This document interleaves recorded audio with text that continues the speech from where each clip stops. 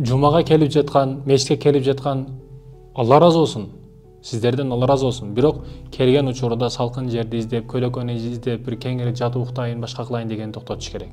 Салкын жер ал башка жерде. Бул жер тардыктын орду. Мечитте тар болосуз. Бул жер коомдук жай. Бул жерде кичинерээк боло турганга аракет кылыш керек. Сажда кыла турган жер. Бул жерде тазалык эрежелерди бүт сакташ керек.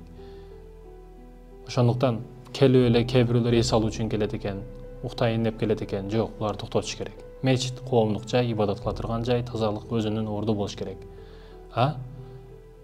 Ал эс ала турган жерлер башкача. Ал намаздан чыгып, мечиттен чыгып чайханага барасыз, үйүңүзгө барасыз, каалаган чай сала бересиз, көк чай, памир чай, кара чай 95-85 кылып.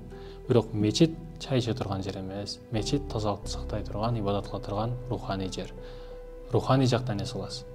Денене рахат берем десеңиз, ал чайханага барасыз, каалаган жериңизге бара бересиз.